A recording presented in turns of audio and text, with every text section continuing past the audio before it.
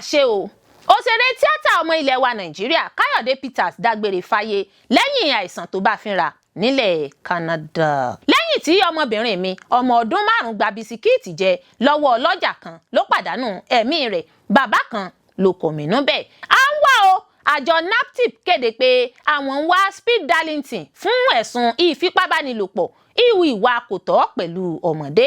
Alága àpapọ̀ ẹgbẹ òṣèlú APC Umar Ganduje ti kọ̀wé fi ipò sílẹ̀ láìrò tẹ́lẹ̀. Ẹgbẹ APC sọ ìdí tí Alága fi kọ̀wé fipò sílẹ̀.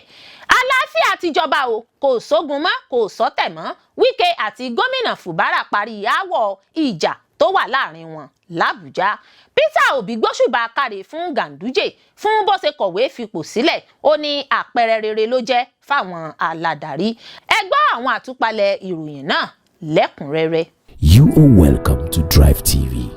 If you're new to this channel, consider subscribing so you won't miss out any of our latest video. Ó mà ṣe o òṣèré tíátà ọmọ ilẹ̀ wa Nàìjíríà Kayode Peters dágbére fáyé lẹ́yìn àìsàn tó bá fínra nílẹ̀ Canada. Àìsàn láríwò akòrítọ́ lọ́jọ́ ṣe. Gbajúmọ̀ olùdarí agbéréjáde àti òṣèrékùnrin Kayode Peters ti dágbére fáyé. Ó jáde láyé ní Toronto, Canada lówùúrọ̀ ọjọ́ àbámẹ́ta sátidé ọjọ́ 28 oṣù kẹfà ọdún 2025 lẹ́yìn àìsàn tó bá fínra. Ìkéde ọ̀hún ló jẹ́ gbígbé jáde síta nípasẹ̀ àwọn mọ̀lẹ́bí rẹ̀ nínú àtẹ̀jáde kan tó jẹ́ gbígbé sójú òpó ayélujára Instagram rẹ̀. Àtẹ̀jáde náà kà báyìí pé pẹ̀lú ìbànújẹ́ ọkàn làwọn fi kéde ìpapòdà olólùfẹ́ àwọn Kayode Peters Adéwùmí tó jáde láyé lálàáfíà lówùúrọ̀ ọjọ́ 28 oṣù kẹfà ọdún yìí ní Toronto ní Canada.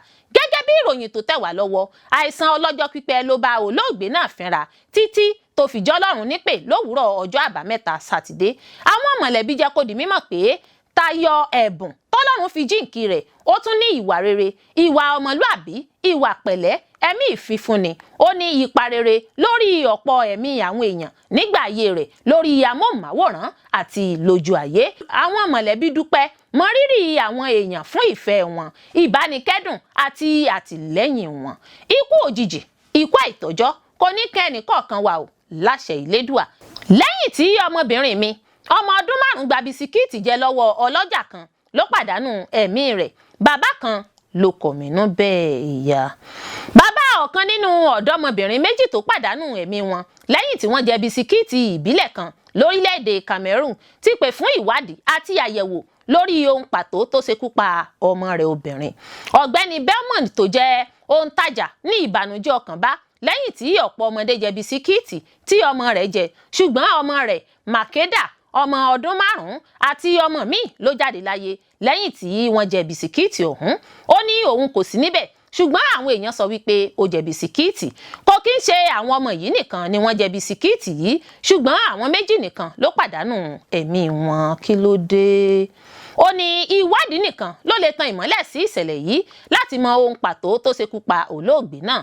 Ní ọjọ́ 24 oṣù kẹfà ọdún 2025, ọmọ méjì tí wọ́n jẹ́ obìnrin pàdánù ẹ̀mí wọn tí ọ̀pọ̀ ọmọ míì sì dèrò ilé ìwòsàn ní Douala lórílẹ̀‐èdè Cameroon lẹ́yìn tí wọ́n jẹ bisikíìtì ìbílẹ̀ kan tó gbajúmọ̀.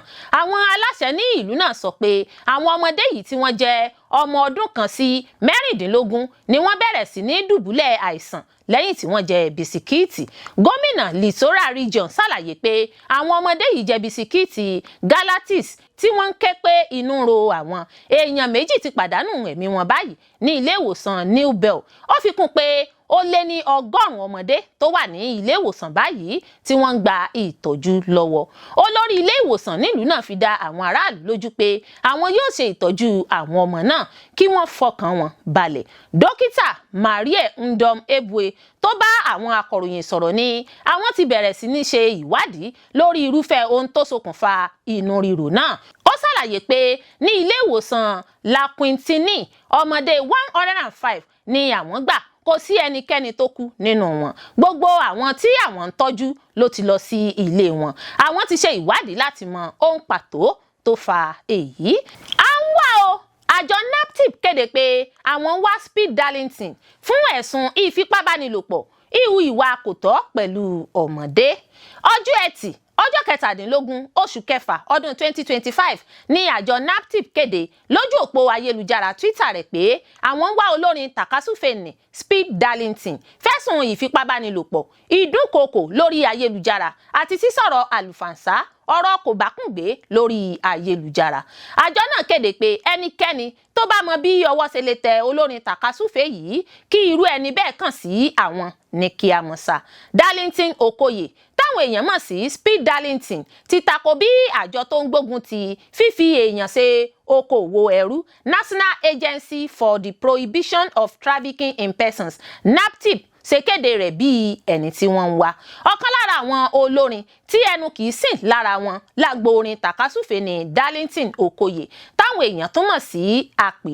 Nínú ìfọ̀rọ̀wérọ̀ kan tó ṣe lọ́jọ́ àbámẹ́ta Sátidé, Darlington sọ pé òun ti fi ọ̀rọ̀ náà lé agbẹjọ́rò òun lọ́wọ́. Speed Darlington sọ wípé ẹ̀rù ó bá òun o, wọn ò lẹ́tọ̀ọ́ kankan láti kéde òun bíi ẹni tí wọ́n ń wá. Ó ní wọ́n kàn fẹ́ yẹ̀yẹ́ ara wọn ni, agbẹjọ́rò òun yóò yanjú ẹ̀.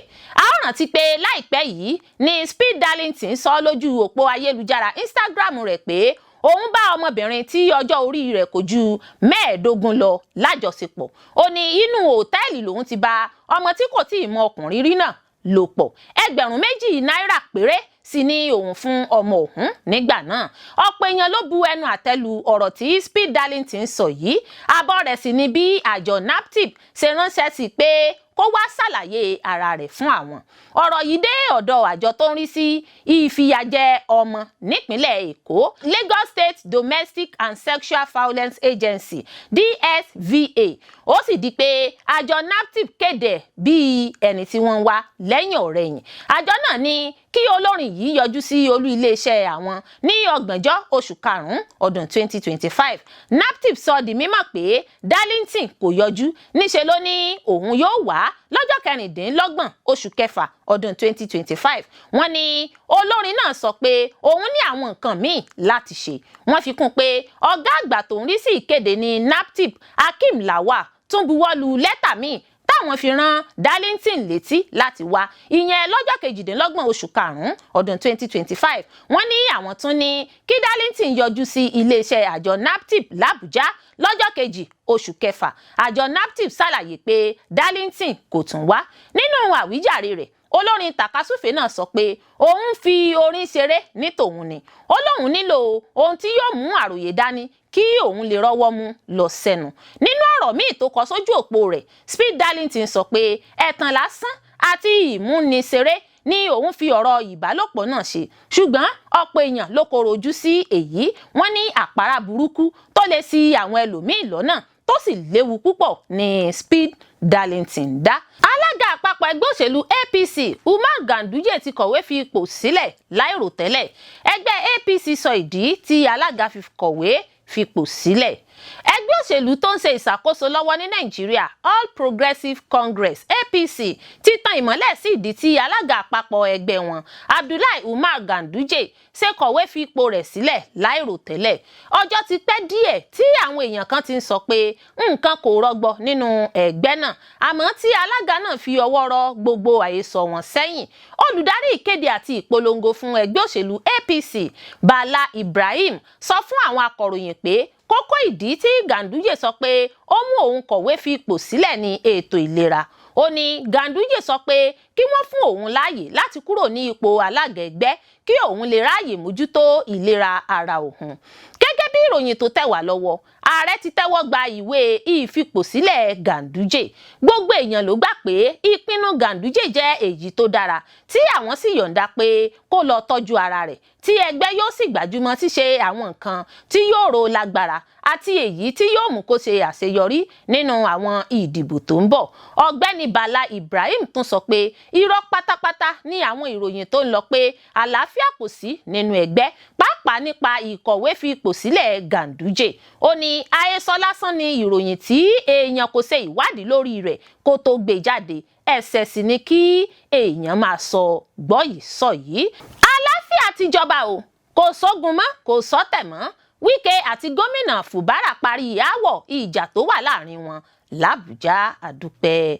Kò sógun mọ́ o, kò sọ́tẹ̀ mọ́ ní ọ̀rọ̀ tó gba ẹnu mínísítà fún olú ìlú ilẹ̀ wa Nàìjíríà Nyesom Wike lẹ́yìn ìpàdé àlàáfíà tó wáyé láàrin rẹ̀ pẹ̀lú gómìnà Rivers tẹ́lẹ̀ Siminalayi Fubara, èyí tí ààrẹ Tinubu wà níbẹ̀ pẹ̀lú.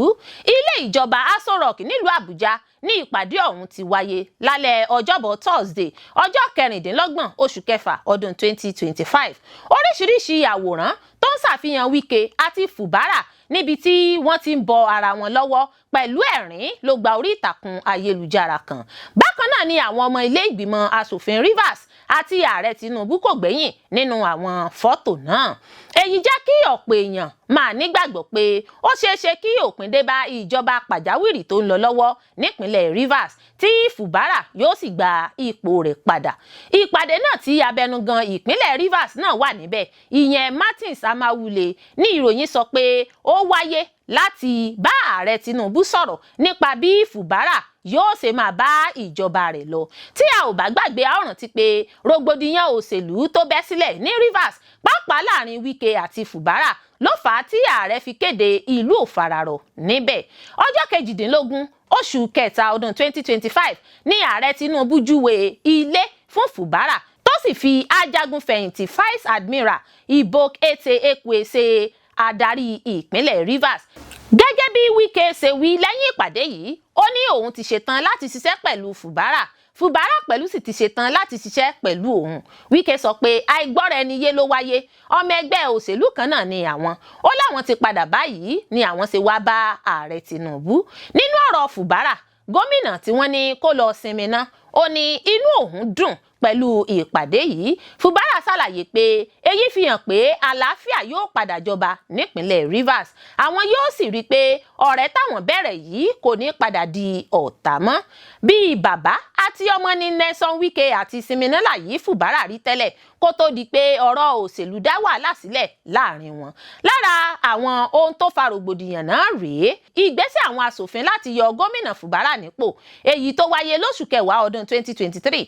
Àwọn kan wà lẹ́yìn Fubara ṣùgbọ́n ọ̀pọ̀ ló tẹ̀lé Wike tó wà lẹ́yìn ìyọnípò náà. Wọ́n dáná sun ilé ìgbìmọ̀ asòfin ìpínlẹ̀ Rivers, wọ́n bà àwọn apá kan ibẹ̀ jẹ́. Bẹ́ẹ̀ ni àwọn kan kúrò ní ẹgbẹ́ PDP lọ sí APC, bó tilẹ̀ jẹ́ pé wọ́n padà sọ pé àwọn kò fi ẹgbẹ́ sílẹ̀. Ẹjọ́ ọlọ́kan-ò-jọ̀kan ní ilé ẹjọ́, tí ilé ẹjọ́ sì sọ pé Martins Amawule lòun wà ní abẹnugan ilé ìgbìmọ̀ asòfin Rivers tó fagilé ìbò ìjọba ìbílẹ̀ tí gómìnà Fubara ṣe.